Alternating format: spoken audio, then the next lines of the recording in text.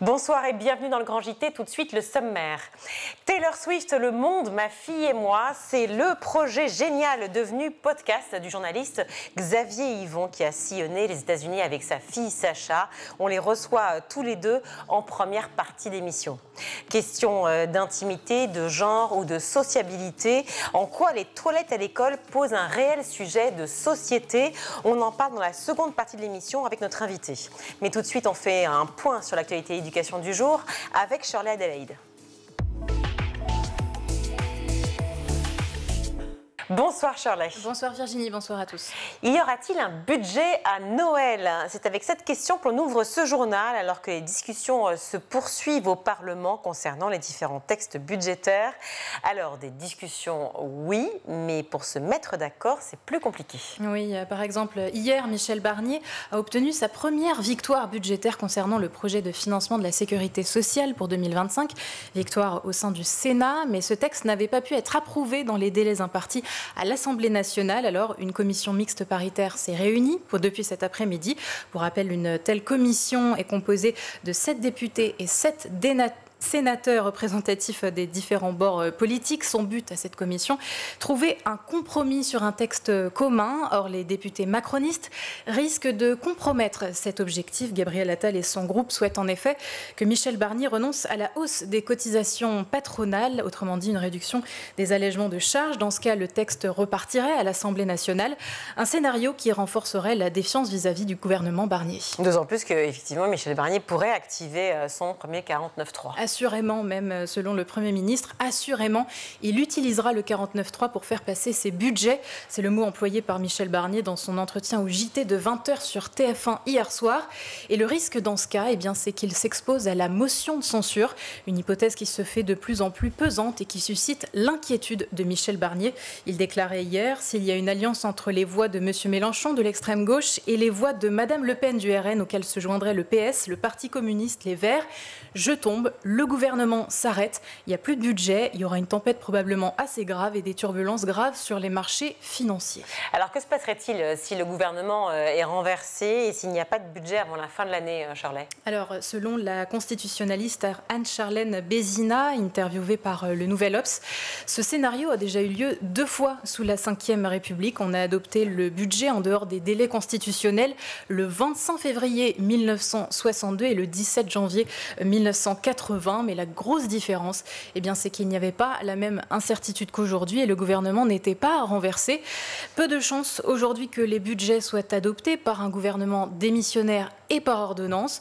Une des possibilités serait la reconduction du budget 2024, mais là encore, rien n'est moins sûr pour Michel Barnier si aucun budget n'est voté au 1er janvier. Je cite, « Il y a des mesures que l'on peut prendre en urgence pour pouvoir payer les fonctionnaires. » Mais c'est du temps perdu. Dans la suite de ce journal, on parle de cette journée particulière dans le procès de l'assassinat de Samuel Paty. Oui, au tribunal aujourd'hui, des lycéens de la commune de Conflans-Sainte-Honorine faisaient partie du public. Alors pour certains, ils étaient scolarisés au collège du Bois d'Aulne l'année de l'attentat. Et s'ils ont assisté à cette audience, c'est parce que le projet s'inscrit dans un des thèmes de leur programme d'histoire, mémoire et justice. Leurs impressions à la veille du jour J ont été recueillies par Sonia Princesse sur France Inter. Ça permet de voir aussi la finalité de quelque chose qui nous a touchés assez directement. Ça va peut-être aussi permettre d'apporter un soutien psychologique aux familles des victimes. Le fait qu'ils sachent qu'il y a des gens qui les soutiennent, ça peut peut-être les aider à mieux accepter ce qui s'est passé. Ces élèves étaient en 4e au moment de l'assassinat du professeur Samuel Paty. Quelques années après le drame, ils disent aussi chercher des clés de compréhension. À cet âge-là, on ne comprend pas forcément tout ce qui se passe. On voit nos professeurs bouleversés par ce qui se passe à côté de chez nous. Et maintenant, avec du recul, on est en terminale, on comprend, on voit quels sont les acteurs et on attend de voir le jugement final, quoi. Et la fin de ce procès qui se déroule en ce moment à la Cour d'assises de Paris est prévue pour le 20 décembre prochain. De la justice, on passe au transport. Les violences sexistes et sexuelles étaient en hausse en 2023. 4091 atteintes signalées ou remontées cette année-là. C'est ce qu'a révélé hier le dernier recensement du ministère des Transports. plus 15% par rapport à 2022. Alors qu'est-ce qui explique cette hausse? Pour les auteurs de l'étude, c'est l'augmentation des campagnes de sensibilisation aux violences sexistes et sexuelles. La sociologue spécialiste des violences de genre Christelle Hamel va dans ce sens. Pour elle, plus de signalements, oui, mais pas forcément plus d'agressions. On l'écoute au micro d'Anaïs Godard sur France Culture. Ce qui est massif, c'est le dépôt de plainte, c'est pas l'augmentation de ces violences en elles-mêmes. Le nombre de victimes est relativement stable. Par contre, le nombre de personnes qui les signalent au service de la police est en très très nette augmentation. De campagnes de sensibilisation en procès ou faits divers qui indignent beaucoup. On est arrivé à un stade où les femmes disent ça suffit. Ça suffit se traduit par ces signalements. Plus de campagnes de prévention, plus de dispositifs aussi pour recueillir la parole des victimes, souligne le ministère des Transports pour expliquer l'augmentation des chiffres. À noter qu'une très large majorité des violences sexistes et sexuelles sont commises envers les femmes et que plus de la moitié des cas recensés ont lieu dans l'aire urbaine de Paris. On parlait de violences sexistes et sexuelles. Pour les prévenir, justement, il faut en parler aux jeunes. Du moins, c'est ce que pense le ministère de l'Éducation nationale, qui planche sur un programme d'éducation à la sexualité depuis près d'1 an et demi. Alors, avant même d'avoir été présenté, eh bien, ce plan fait polémique. La notion de consentement, le harcèlement, la sexualité et les réseaux sociaux, voilà les grands thèmes abordés dans ce programme destiné aux élèves allant de la primaire au secondaire. Mais tous les parents ne sont pas d'accord pour que l'on parle de ces sujets à leurs enfants, notamment dans les plus petites classes. Séverine Dumini, coordinatrice des Parents Vigilants, collectif lancé à l'appel d'Éric Zemmour, s'en fait la porte-parole de ces parents mécontents. Elle était au micro d'RTL. On observe beaucoup de mentions qui relèvent de pensée woke. Donc on a toute une série comme ça de règles, un programme détaillé où on peut voir l'influence de mouvements féministes que nous dénonçons. Ça n'a rien à faire dans l'école. Je pense que les enfants ont autre chose à faire à l'école que de passer du temps sur ces choses-là. Par ailleurs, le syndicat de la famille, anciennement connu sous le nom de Manif pour tous, a lancé une pétition contre ce programme. Sa présidente a dénoncé un lavage de cerveau idéologique dès l'âge de 3 ans sur le plateau de CNews dimanche dernier.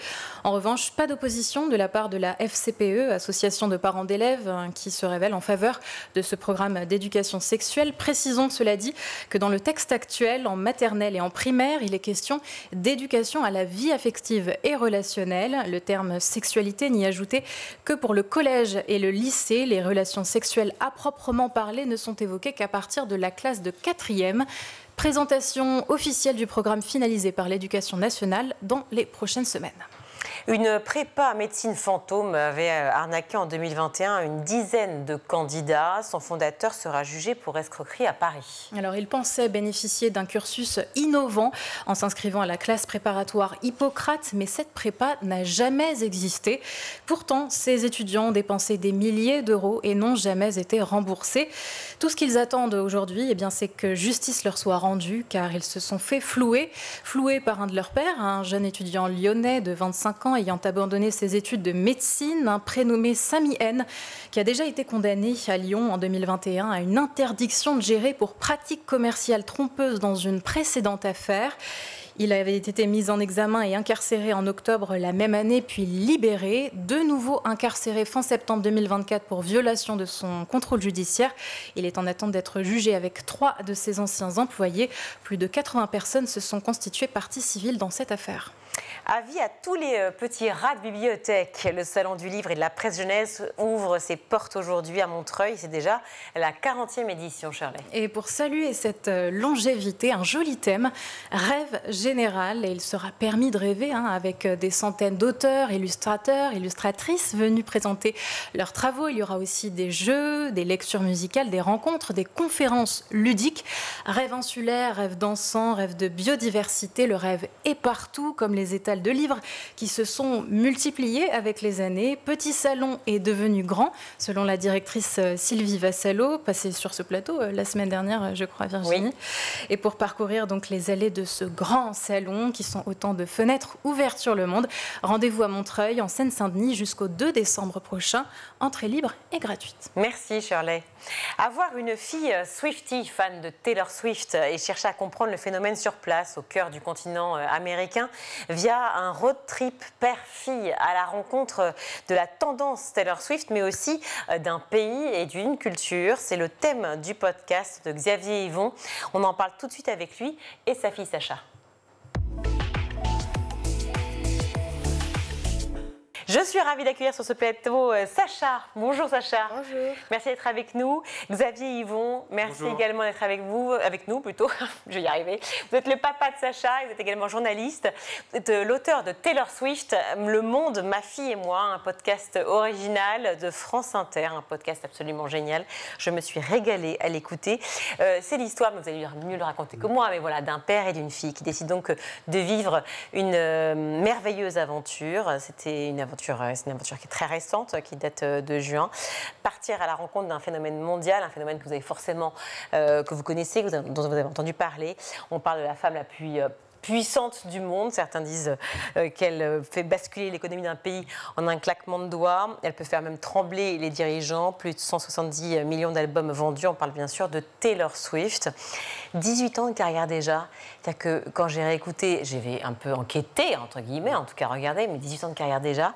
Est-ce que quand vous avez découvert les titres de Taylor Swift, Xavier Yvon, vous aviez déjà en tête que cela faisait 18 ans que cette jeune femme opérait?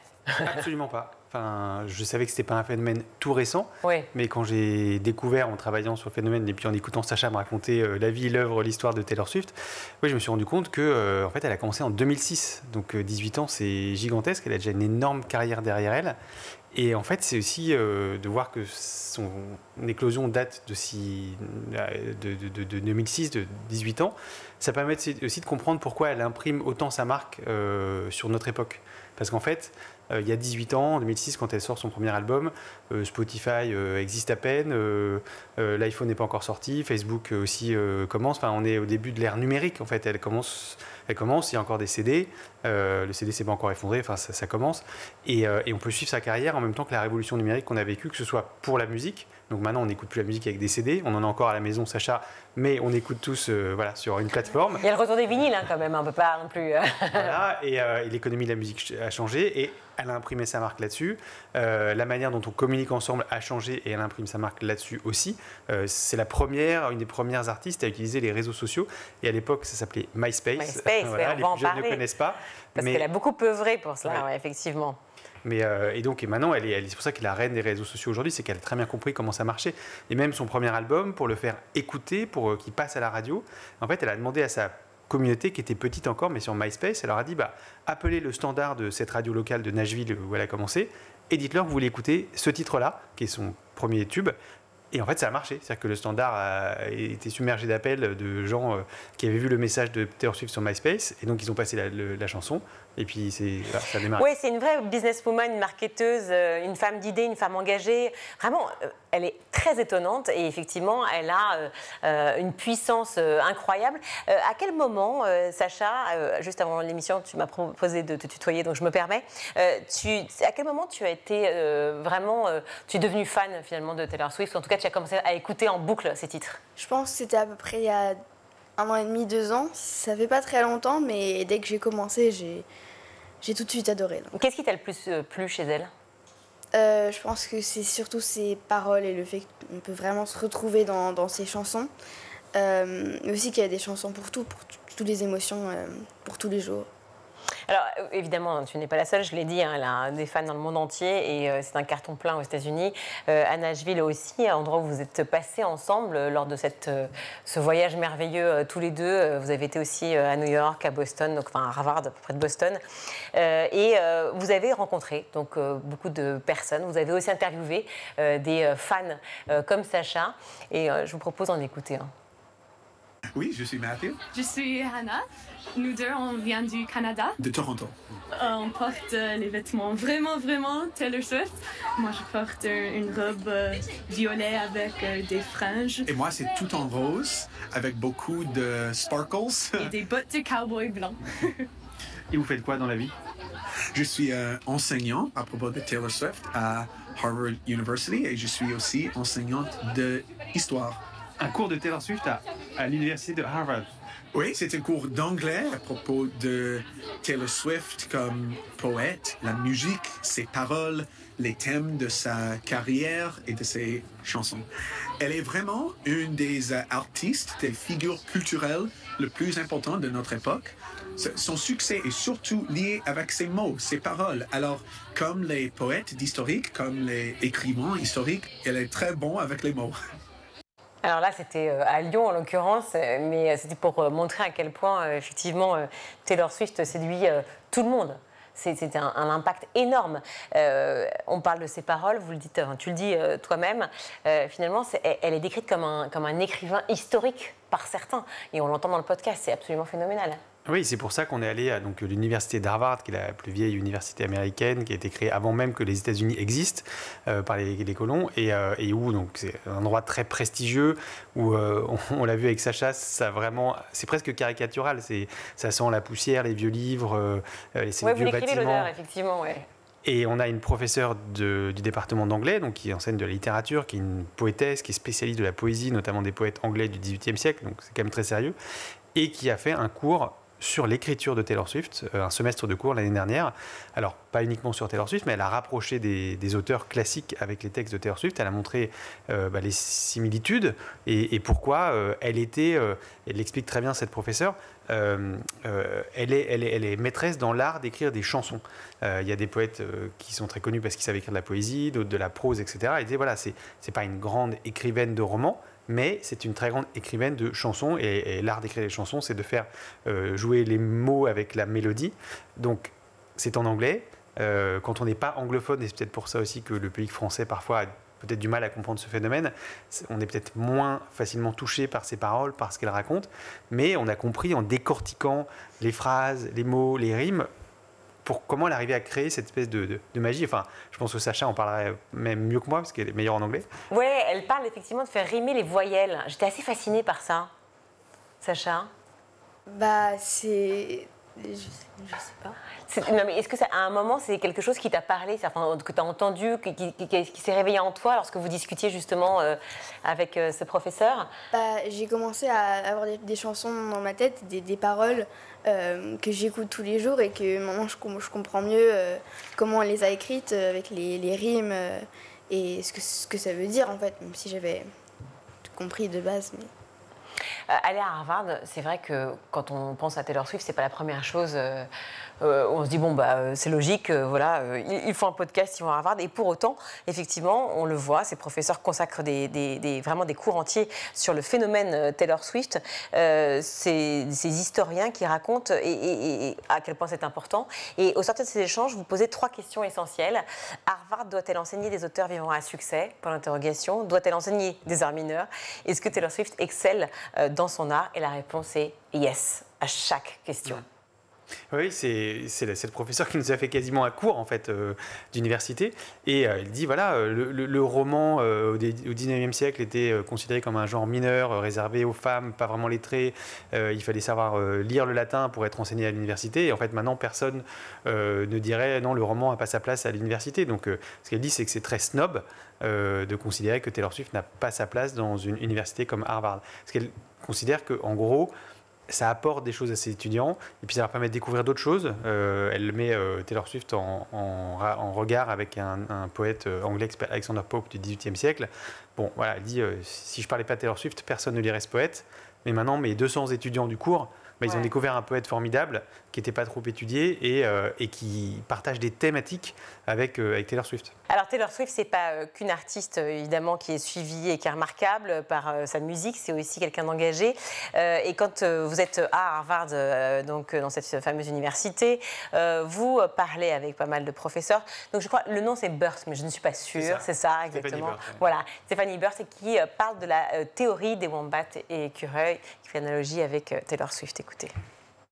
Certains affirment que Taylor et d'autres grandes artistes pop actuelles, comme Beyoncé, sont des écureuils. Elles sont super, mais elles n'ont pas leur place dans des institutions qui sont créées pour se préoccuper d'art, parce que ces stars s'en sortent très bien sans ça. C'est une bonne comparaison. Oui, et vraiment, j'adore les écureuils. J'imagine totalement Taylor en écureuil. Oui, oui, absolument. Donc, ce n'est pas une question bête. Et ma réponse, c'est que les universités ne fonctionnent pas comme les zoos. Tout du moins, pas les départements d'art.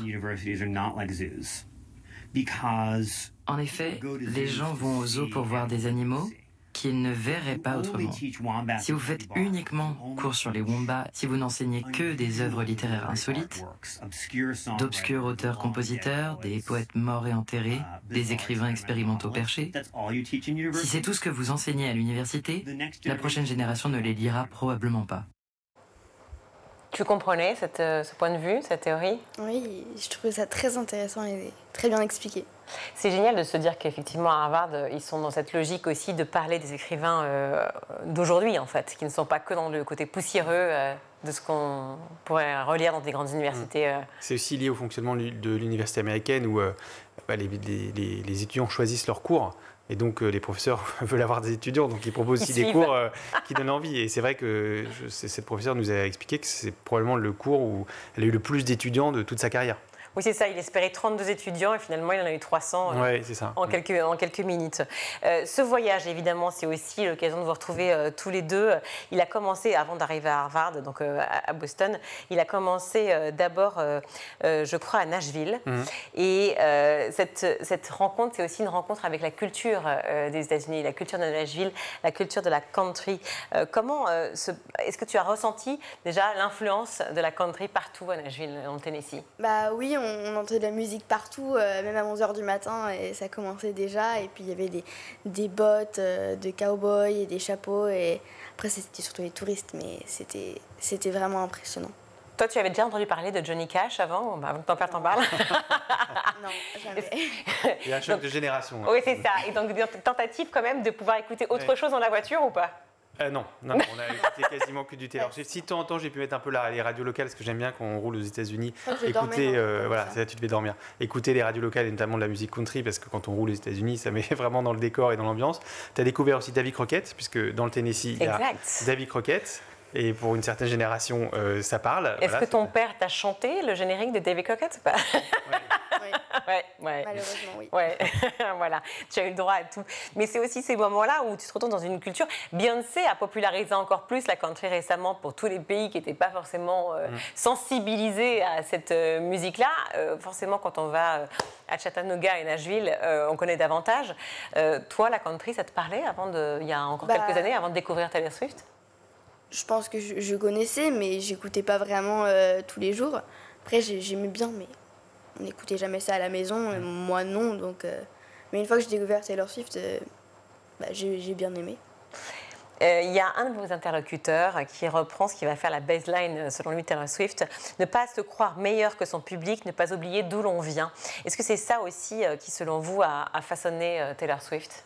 Ah oui, totalement. C'est cette culture-là de la country où, en gros, les artistes sont comme leur public. C'est-à-dire que c'est comme si c'était le voisin, l'oncle, le beau-frère. Voilà, la country, c'est un style très local, très familial et qui raconte des histoires de la vie de tous les jours. Que ce soit pas que des amours, mais c'est des histoires d'amitié, des histoires de famille, des histoires de maison, vraiment de vie quotidienne. Et voilà, l'artiste est comme nous. On pourrait le croiser dans la rue, pourrait être un bon pote. Et donc, il ne doit pas oublier aussi ce qu'il doit à son public, parce que si il est écouté, c'est parce qu'il a un public. Donc il y a vraiment cette culture dans la country de don't get above your raising, c'est comme ça qu'on dit, Sacha? Parce que Sacha est donc bilingue, puisqu'il a vécu aux États-Unis. Vous avez vécu à New York, plus que moi. Above your raising? Yes.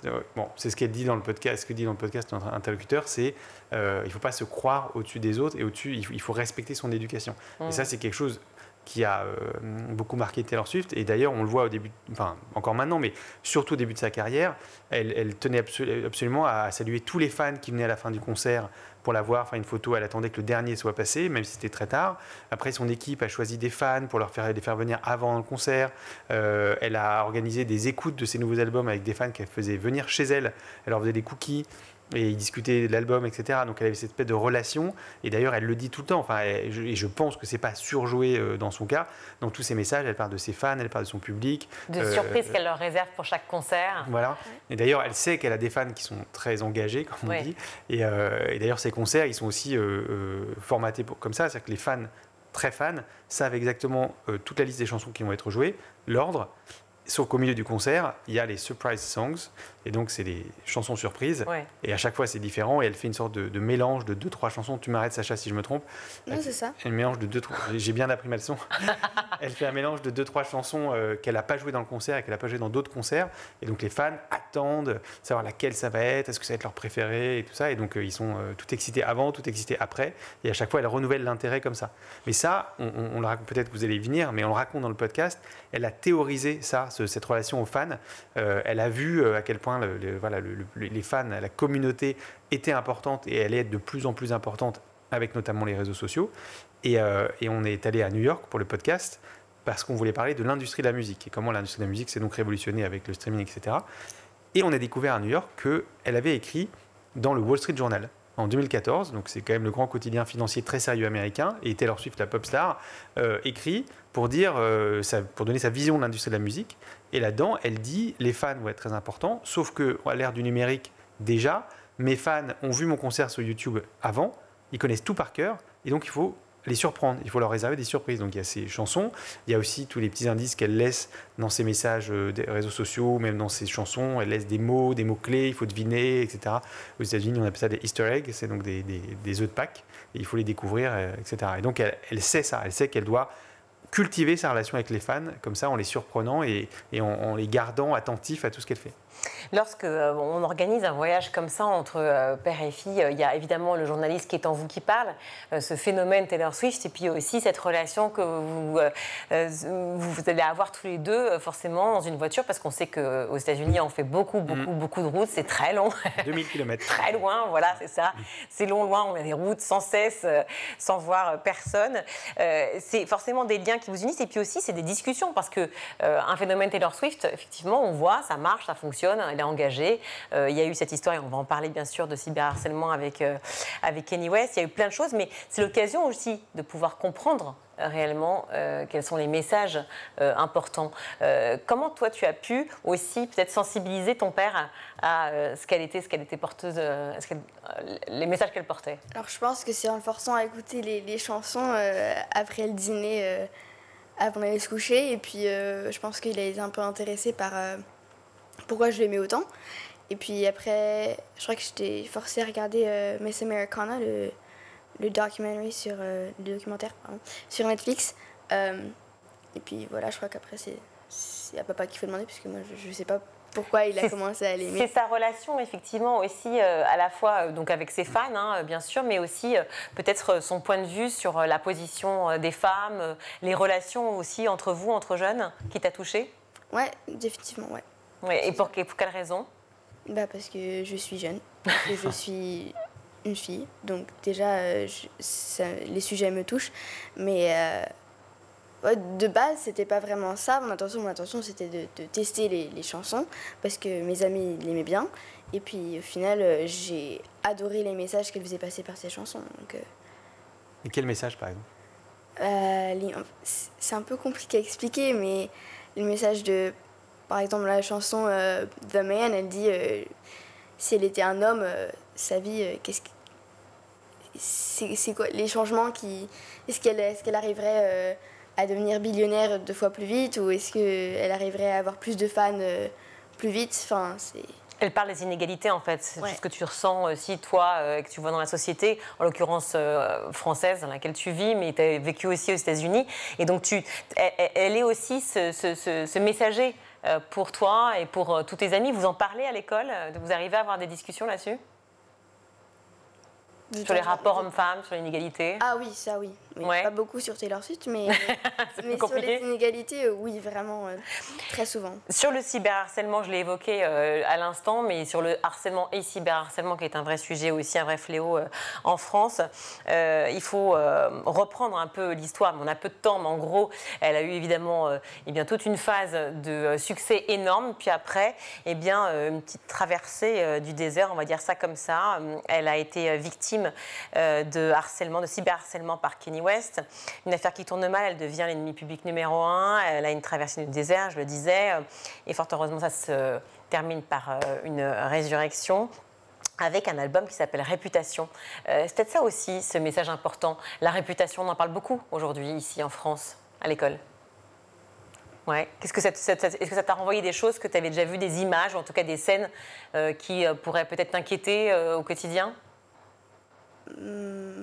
Pas vraiment. Non. Vous avez pu en discuter ensemble, Si, vous? en fait, on a parlé de la réputation, enfin de comment les autres, dans une société, et dans la micro-société qu'est l'école, comment les autres nous regardent, en fait. Ah oui, oui, surtout, oui. Bah, L'impression que les gens ont de toi, alors que c'est pas forcément ça. C'est pareil pour elle. Les gens avaient une image d'elle à cause de Kanye West, mais c'était pas elle, c'était lui qui l'avait forcée. C'est une leçon sur la résilience qui parle aux gens. On va écouter un extrait.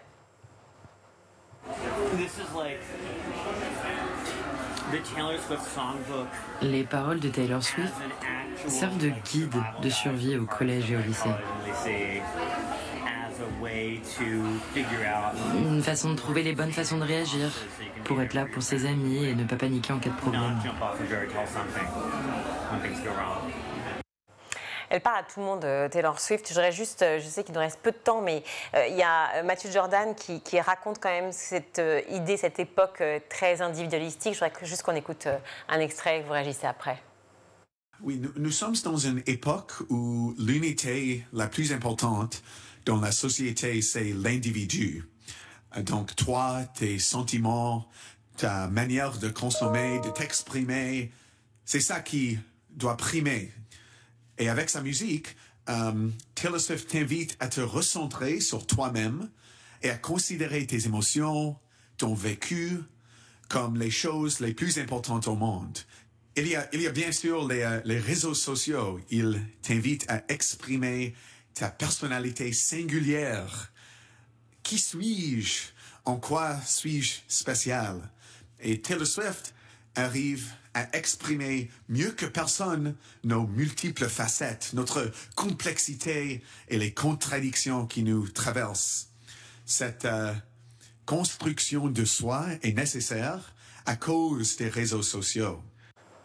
Ça aussi, ça te parlait lorsqu'il l'a évoqué? Parce qu'elle parle souvent de ses émotions et ça apprend à notre génération de penser plus à nous-mêmes et moins à ce que les autres pensent de nous. Il parle de la théorie de la maternité de substitution sociale. Oui, c'est pour ça aussi que c'est bien de parler de Taylor Swift, c'est qu'on apprend des théories et des nouveaux mots. Oui, en fait, ce que dit Matthew Jordan, c'est que son succès est lié aussi au fait qu'elle représente très bien notre époque, très individualiste, et que même quand elle parle de choses très personnelles, en fait, très intime, elle arrive à parler à tout le monde. C'est ça qui fait, je pense, sa force. Alors, elle arrive à parler à tout le monde, à tel point qu'elle a une influence politique absolument énorme. Vous écouterez le podcast jusqu'au bout, sur France Inter.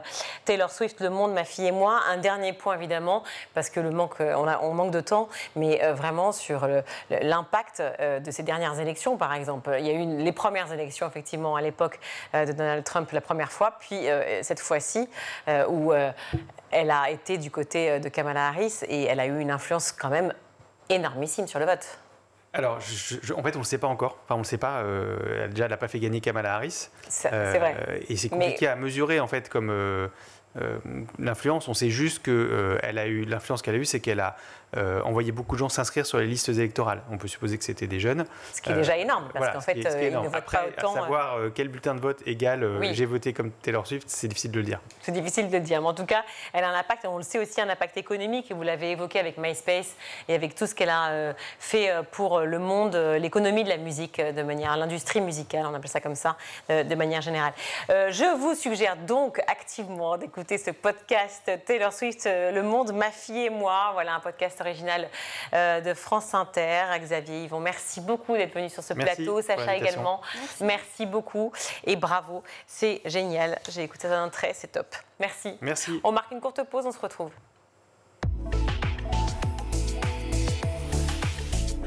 De retour dans le Grand JT, je suis ravie d'accueillir Catherine Jacquet. Bonjour. Bonjour. Merci d'être avec nous à nouveau sur ce plateau. Vous êtes fondatrice de l'association Les Petits Citoyens.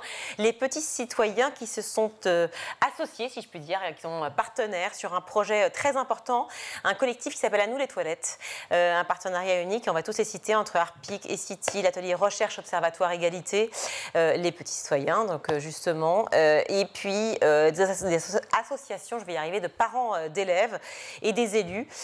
L'ambition est à la fois d'améliorer l'hygiène et l'usage des toilettes dans les écoles, mais aussi de faire en sorte qu'il n'y ait plus de tabou sur ce sujet, n'est-ce pas ? Tout à fait. Donc, je suis ravie d'être ici au titre du collectif, comme vous venez de le citer, avec des marques partenaires qui nous permettent de financer des actions et avec la ROB, Edith Marielle-Jules, qui est géographe et qui travaille sur les restructurations des espaces, des lieux de vie des enfants. Et puis, on a des collectifs de parents d'élèves et des collectivités et politiques qui nous accompagnent dans ce collectif. Et les Petits Citoyens, bien évidemment, qui est un programme de la Fédération Léo Lagrange, que je représente aujourd'hui, puisque je fais maintenant partie de la Fédération Léo Lagrange. Et on a travaillé depuis 2019 avec Aris Interactive en faisant des études et des analyses sur la problématique des toilettes à l'école. On va justement citer 3 chiffres. Aujourd'hui, notre engagement encore plus fort. Voilà, un engagement plus fort, vraiment nécessaire, si on consacre ce sujet à la problématique, au sujet des toilettes à l'école, c'est que cela pose un problème. Écoutez juste cela, plus de 8 enfants sur 10 se reprennent, en gros se retiennent d'aller aux toilettes à l'école. Près de 6 enfants sur 10 n'arrivent pas à se concentrer sur leur travail. Cela impacte évidemment l'apprentissage des enfants. Alors, il y a différents impacts, effectivement. On a 8 enfants sur 10 se retiennent effectivement plutôt que d'aller aux toilettes. Ça veut dire ne boivent pas, certains ne mangent pas. Donc, ça entraîne effectivement des problèmes physiques, des problèmes psychologiques. On a aujourd'hui le manque d'hygiène qui entraîne des répercussions sur les comportements, sur les résultats scolaires, parce qu'on se retrouve face à des phobies, des problèmes de violence, d'intimité. Voilà. En fait, on est sur une vraie stratégie de l'évitement. Oui, stratégie de l'évitement, parce qu'effectivement, les enfants le disent eux-mêmes. La problématique, c'est déjà le tabou dans des toilettes. C'est compliqué parce que souvent, le lieu en lui-même n'est pas un lieu propice à l'intimité. Déjà, premièrement. Alors, si je vous cite effectivement ce que nous disent les enfants, parce qu'avec les études que l'on a fait, c'est « j'ai peur qu'on m'enferme ». Donc, il y a un problème de sécurité, voire de harcèlement. On nous dit « j'ai peur d'être entendu ». Évidemment, si je fais des bruits, donc un problème d'intimité. J'ai peur qu'on me regarde, parce que aujourd'hui, si on étudie, les portes sont la plupart du temps pas fermées, ni en haut ni en bas. Et pourquoi elles ne sont pas fermées, justement, ces portes ? Ce sont des lieux impensés de notre société, des espaces, pour moi, qui sont incompréhensibles, puisqu'on on essaye de donner aux enfants toute possibilité pour être bien à l'école, pour le bien-être à l'école, mais au sein de l'école, il y a des espaces qui ne sont pas là pour le bien-être et le bien-vivre ensemble.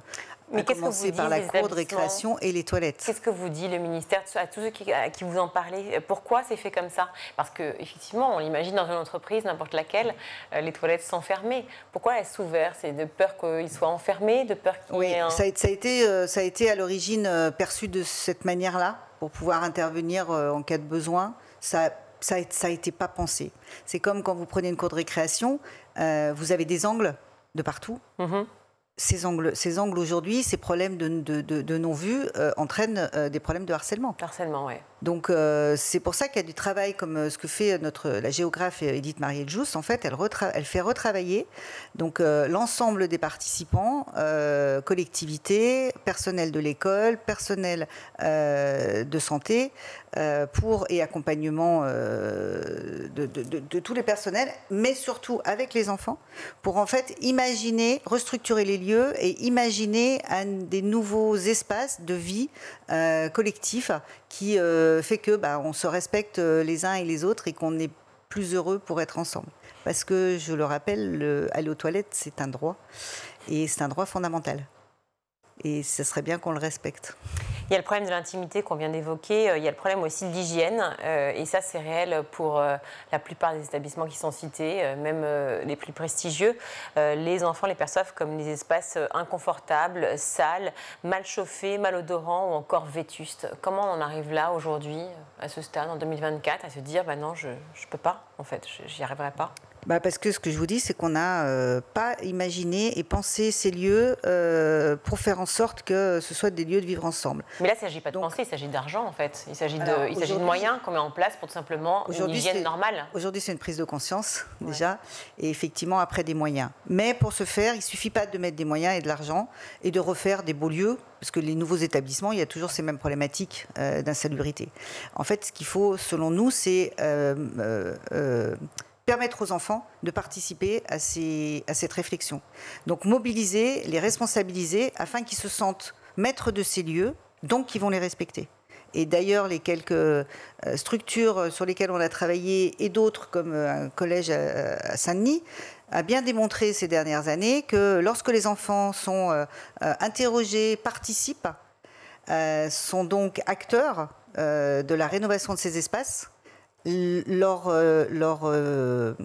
pensée et leur vision de ces espaces-là changent considérablement. C'est-à-dire qu'ils vont faire un lieu beaucoup plus sympa, avec un peu de musique, avec un peu de déco, avec des messages, avec ce qui va permettre en fait pour eux d'avoir une vraie mission.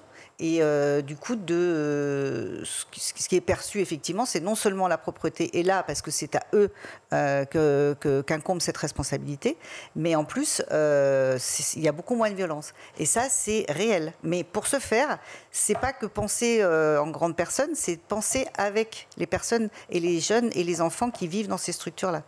Oui, effectivement, il y a eu un projet, je vois dans l'Aude, où la mairie, le personnel de l'école et les enfants ont inauguré une fresque réalisée par les enfants, justement au sein des toilettes de l'établissement.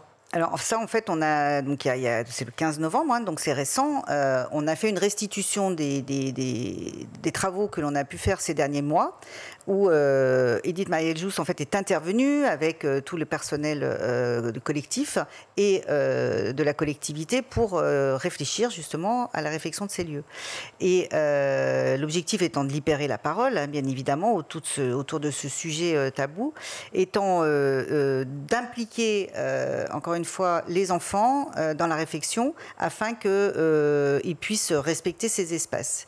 Et il y a eu donc pendant quelques semaines des ateliers pédagogiques avec les outils des petits citoyens, avec les travaux d'Edith. On a interrogé les enfants sur leurs perceptions, sur leurs envies, sur leurs peurs, sur leurs craintes, et on leur a permis de réfléchir à qu'est-ce que seraient les toilettes idéales. Donc ça, c'est côté enfant. Côté adulte, avec une réflexion collective, on est arrivé effectivement à une remise en forme de cet espace qui, aujourd'hui, a été inauguré avec une fresque, une personne qui était présente, et les enfants ont pu s'exprimer en fait sur un mur pour montrer leur toilette idéale et qui va donner un nouveau lieu de vie. Juste, je reprends l'enquête qu'on vient de citer, réalisée par Harris Interactive. Près d'un quart des enfants ont le sentiment de ne pas avoir reçu de consignes spécifiques pour utiliser les toilettes à l'école. Je suis un peu étonnée de cette phrase, en même temps ça veut dire beaucoup de choses.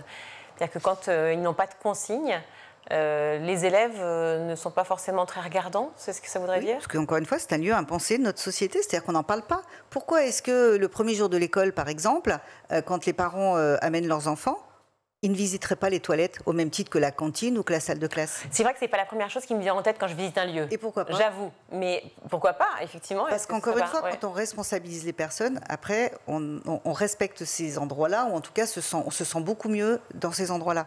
Donc évoquer très tôt le sujet, déjà, que ce soit plus un sujet tabou, et qu'on puisse effectivement le repenser, peut-être imaginer des projets très différents en fonction des lieux, parce qu'on parle de toilettes mixtes d'un côté, filles-garçons de l'autre. On se dit effectivement, pourquoi pas ouvrir, pas ouvrir, peut-être réfléchir à plusieurs possibilités avec ses enfants.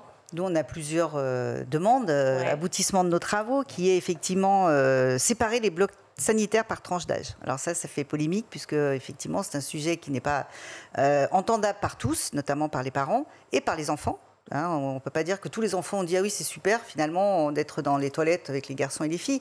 Mais on est certain d'une chose, alors évidemment, c'est par tranche d'âge. Donc les petites classes, jusque les maternelles, les primaires, il n'y a pas de souci. Mais cette mesure elle réduit vraiment les tensions et elle renforce la sécurité et elle garantit l'intimité. Nous, on est persuadés que la mixité, c'est une question, en fait, pour s'auto-éduquer. C'est-à-dire qu'en fait, on construit une égalité au contact de l'autre. Et on pense qu'il faut apprendre aux enfants à vivre ensemble aux toilettes. La mixité, c'est extrêmement important pour se sentir bien, pour que les femmes n'aient pas par la suite certaines sensations de mal-être. Et donc, quand on commence à l'école à dire, voilà, les toilettes garçons-filles sont au même endroit, ça ne doit pas poser un problème. Ça doit justement mettre un avantage d'égalité. Ensuite, on parle de supprimer ou cloisonner les urinoirs et d'installer des portes entières, ce dont on parlait tout à l'heure. C'est vrai qu'on a toujours trouvé c'était un peu incompréhensible, hein, cette idée des urinoirs au vu de tous. Ça permet de réduire les comportements d'observation et de moquerie, parce que les enfants, les garçons, certains garçons n'aiment pas aller dans les urinoirs. Ils ne devraient pas être obligés d'y aller. D'autant plus si c'est mixte, ça veut dire qu'il y a quand même des filles aussi qui se baladent. Mais même. Dans tous les cas de figure. Mais c'est encore pire quand c'est qu'un espace de garçons. Parce que celui qui va aller dans les toilettes qui ferment, ça veut dire qu'il va faire la grosse commission, donc ça veut dire qu'il peut être mal perçu ou qu'il a un problème. Donc les urinoirs, si on les laisse, il faut que ce soit des urinoirs avec des séparations.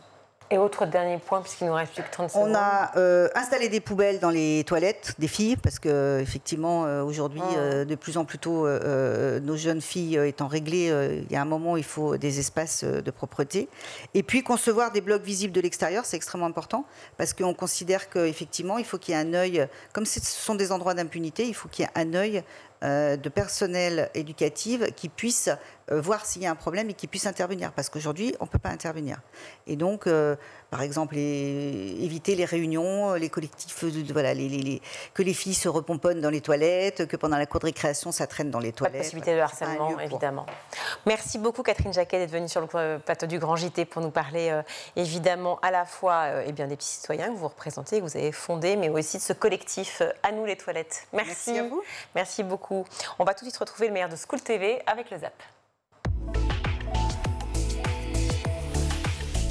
Camélia Keredine, ce silence de fou malade consécutif à la mort d'un ado dont on était l'ami, ce silence, vous l'habitez dans ce documentaire de 43 minutes qui donne la parole à des personnes qui ont vécu la même expérience que vous et à la psychologue Marie-Frédérique Baquet. Mais je veux bien qu'on y reste sur ce silence, parce qu'il revient dans tous les témoignages. Absolument, c'est quelque chose. Vous auriez pu faire 43 minutes de silence.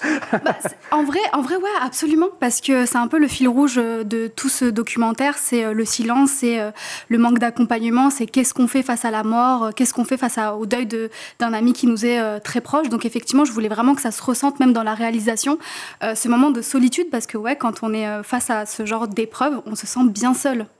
Le silence, et puis après le silence, parce qu'il finit par s'arrêter, là, il peut tout y avoir, les pleurs, les rires, les explications, tout. Mais pour moi, c'était important de faire ce documentaire pour vraiment mettre en avant le fait qu'il n'y a pas une seule manière de faire son deuil. Et surtout, quand on est enfant, voilà, on n'est pas encore... on ne conscientise pas forcément les choses, on n'arrive pas trop à comprendre ce qui nous arrive, on n'arrive pas forcément à verbaliser. Et pour moi, c'était absolument essentiel de montrer qu'il y avait plusieurs réalités. Donc effectivement, dans le documentaire, on le voit très bien, enfin on l'entend très très bien. Il y a des personnes qui vont rigoler après la mort, après cette annonce qui est assez exceptionnelle et inédite. Il y en a qui vont s'effondrer, être dans un silence profond. Il y en a qui vont être dans une indifférence totale. Donc c'était important d'avoir une psychologue, donc Marie-Frédérique Baquet, dans ce documentaire, pour qu'elle vienne en fait répondre à ces interrogations-là et surtout rassurer un petit peu les adultes pour leur dire il n'y a pas une seule manière de vivre son deuil en fait. Jeanne Séguier-Laboucher, je rappelle que vous êtes la cofondatrice d'Intimed, une plateforme qui justement est spécialisée dans ces enjeux-là, sur l'accompagnement des élèves et des enseignants, entre autres, autour de ces questions, plateforme dont on va parler dans un instant. D'abord, effectivement, je voudrais qu'on parle avec vous, Jeanne, si vous le voulez bien, de ce nouveau programme dont on a beaucoup entendu parler ces dernières semaines, qui n'a pas encore été annoncé officiellement, mais c'est comme si c'était déjà le cas. La ministre a évoqué notamment l'apprentissage de notions fondamentales comme le respect, le consentement, l'égalité filles-garçons aussi. Comment ces objectifs, justement, ils devraient être intégrés dans ce programme concrètement et quels sont les objectifs principaux de ce nouveau programme d'éducation à la vie affective et sexuelle ? Alors, de ce qu'on sait aujourd'hui et du projet de programme qui avait été publié en mars 2024 et des annonces qui ont été faites récemment dans les médias par la ministre, a priori, des modifications vont être apportées au programme qui est déjà mis en place. Bien sûr, on l'attend aussi. Ça sera courant décembre, donc on n'a pas le contenu exact et la manière dont il va être concrètement mis en place dans les établissements scolaires. En revanche, ce qu'on sait, c'est que ça va vraiment aborder 3 champs principaux de connaissances, à la fois le champ biologique, le champ psycho-émotionnel et tout ce qui va être juridique et social. De ce que la ministre a dit dans ses diverses interventions dans les médias, c'est que vraiment ce travail a été le programme repose sur un travail scientifique et va être adapté à chaque âge, à chaque degré scolaire. Bien évidemment, on ne va pas parler de la même manière de ces sujets-là, ni aborder les mêmes questions à des enfants qui sont en maternelle, en primaire ou encore en secondaire. Et même en secondaire, l'apprentissage se fait vraiment de manière très graduelle. Emma, comment se manifestent les violences dans le sport ? Elle se manifeste de plein de manières. C'est vrai que très souvent, on a tendance à parler des violences sexuelles, mais il y a aussi beaucoup de violences psychologiques, de violences physiques. Les études montrent d'ailleurs que c'est vraiment les violences psychologiques et physiques qui sont les plus importantes. Et on aura l'occasion d'en parler tout à l'heure par rapport au culte de la performance, mais il y a vraiment toute une culture sportive qui facilite la mise en place des violences. Et elles sont à la fois horizontales, donc entre athlètes, mais également verticales, de la part des coachs vers les athlètes. On reviendra sur la relation entraîneur sportif. Et quels sont, selon vous, les mécanismes qui favorisent l'omerta autour de ces violences dans le sport plus particulièrement ? Alors, il y a plusieurs mécanismes qui se mettent en place. Déjà, le premier, c'est le fait que le sport est souvent appelé la grande famille du sport. Et donc, quand on fait partie de ce milieu-là, il y a quelque chose de l'ordre où il ne faut pas trahir les autres, il ne faut pas trahir son coach. Les coachs entre eux et les dirigeantes entre eux peuvent également se protéger. Et il y a aussi quelque chose qui est très présent, c'est le fait que dans le sport, il faut être fort, il faut être performant, performante, et il ne faut pas se montrer vulnérable. Et donc, parler des violences, parler du fait qu'on n'ait pu être victime de violences quelles qu'elles soient, c'est renoncer quelque part à cette image du sportif, de la sportive, du champion, de la championne, et c'est quelque chose qui n'est pas évident. Et donc, c'est tous ces éléments qui font en sorte que le silence et l'omerta sont encore très présents dans le milieu sportif. Ce qui est intéressant, c'est que moi, je voulais vraiment pas forcément avoir un maximum d'informations sur qui ils étaient. Je voulais que tout le monde puisse s'identifier sur leurs histoires, concernant leurs histoires, leur vécu. Et donc, il y a un peu une idée d'anonymisation des personnages. Donc, on ne sait pas trop quel âge ils ont, à quel moment... Bon, on arrive un peu à situer à quelle période c'était. Mais effectivement, ce sont tous des adultes. Ils ont entre 30 et 35 ans. Et ce qui est assez impressionnant, c'est qu'on a tous l'impression que ce sont encore des enfants. Ils vont utiliser un vocabulaire assez enfantin. On sent qu'ils vont se plonger dans des souvenirs. Donc, ils ont entre 30 et 35 ans, mais ils ont vécu ça soit au collège, soit en primaire, soit au lycée. Et ce Primaire, collège, lycée. Et ce qu'explique Marie-Frédérique Baquet, c'est que l'expérience du deuil brutal, parce que ça, il faut le préciser, ce ne sont pas des deuils, j'allais dire qu'on peut attendre, c'est-à-dire il y a une maladie, à un moment donné, on peut craindre que, et la personne meurt. Non, à chaque fois, ce sont des morts brutales. Tes potes, c'est ton monde, elle explique. C'est donc quand même très singulier, notamment à l'adolescence. Tout s'effondre. Absolument, parce que pourquoi aussi j'avais envie de faire ce documentaire-là, c'est que j'avais l'impression quand même que le deuil des enfants, ou en tout cas les ressentis des enfants, des adolescents, c'était pas quelque chose qu'on mettait forcément en amont, qu'on mettait en avant. Et l'autre chose aussi que j'avais envie de mettre en avant dans ce documentaire, c'est la puissance de l'amitié à cet âge-là. C'est quand même extraordinaire. Enfin, je sais que moi, l'amitié, personnellement, c'est quelque chose qui c'est l'une des plus belles relations au monde. Alors, ça fait un peu très naïf, mais vraiment, ça m'a totalement construite et je le dis dans le documentaire. Et du coup, je pense que la douleur qu'on ressent quand on perd son pote, comment dire ça, c'est proportionnel à l'amour qu'on a en fait pour ces personnes-là. Donc, bien évidemment que quand ton pote meurt, t'es détruit. On parle effectivement aussi de 3 séances par an. Est-ce que ça suffirait pour couvrir des sujets aussi complexes que justement le consentement ou les violences sexuelles? Alors c'est vrai que le sujet est extrêmement vaste. Si on se penche sur le cas par exemple du secondaire, qui déjà depuis des années, c'est pas nouveau, les 3 séances par an devraient être données à ces élèves. Donc c'est 21 séances sur tout le secondaire. Or dans les faits, aujourd'hui, il n'y a que 2,7 séances qui sont données aux élèves du secondaire. Donc déjà, si le gouvernement peut s'assurer que ces 3 séances sont réellement faites dans le secondaire, je pense que ça sera une énorme avancée pour les élèves. Ce thème, il nécessite effectivement une grande sensibilité, une expertise aussi parfois. Quelles ressources ou formations sont prévues pour les accompagner? Est-ce que d'ailleurs, peut-être avec Intimed, vous allez y participer? Alors, effectivement, nous, Intimed, je pense qu'on y répond parfaitement. En fait, on a conçu la plateforme avec des experts de la santé mentale et physique.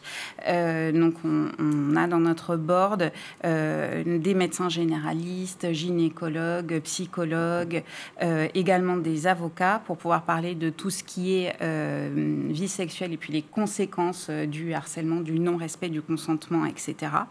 Et puis, cette ressource, elle a été conçue vraiment comme un accompagnement pour les enseignants et pour les élèves. Un enseignant, même si on lui donne des supports, n'est pas un expert. Il ne peut pas être à la fois enseignant de sa matière qu'il doit faire en cours et par ailleurs devenir gynécologue, psychologue, généraliste. Ça ne marche pas.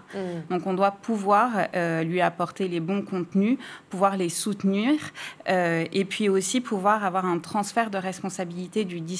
Là, c'est, en tout cas sur Intimed, c'est l'expert qui parle, c'est pas le professeur. Et donc, c'est un vrai soutien aussi pour les professeurs en ce sens-là. Un indicateur, c'est la souffrance nécessaire pour être un bon athlète. Absolument. Et je me rappelle que quand je faisais certaines, tous les entraînements ou toutes les compétitions, si on ne terminait pas avec les autres de mon groupe d'entraînement, si on ne terminait pas complètement HS et à limite s'évanouir à la fin, ce n'était pas quelque chose qui était normal. Alors que si on avait cette capacité-là d'aller toujours plus loin dans la douleur, c'était quelque chose qui était très valorisé. Donc il y avait une pression physique et il y avait la pression psychologique. On avait de valeur et on était valable que si on faisait certains chronos ou que si on atteignait certaines compétitions. Et c'est quelque chose, encore une fois, qu'on nous met dans la tête très jeune et qui sont des choses ensuite à déconstruire très, très lentement. Et pour moi, il a fallu que je sorte du haut niveau pour pouvoir déconstruire tout ça et comprendre que c'était pas quelque chose de normal. Oui, parce qu'il faut dire quand même, il faut le rappeler que cet événement, ce qui vous est arrivé, c'est quand même ce qui vous a fait arrêter votre carrière? En fait, c'est vraiment tout ce qui se passe dans le haut niveau de manière générale. C'est donc les violences sexuelles que j'ai vécues, mais les violences psychologiques et toute cette pression avec une méconnaissance de la psychologie des athlètes. J'aurais aimé que mes entraîneurs puissent avoir un discours comme Patrick Roux et qu'ils puissent avoir cette considération des athlètes comme étant des êtres humains à part entière et pas seulement des machines à performance. C'est la fin de ce grand JT. Merci à vous tous de nous avoir suivis. Merci à toute l'équipe qui a préparé cette édition. Aujourd'hui, la réalisation, c'est Xavier Sanchez, le son, Héloïse Merlin, le maquillage, Laure Audemont, Laura Girard et Emma Ferret à la rédaction. On se retrouve demain. Ciao.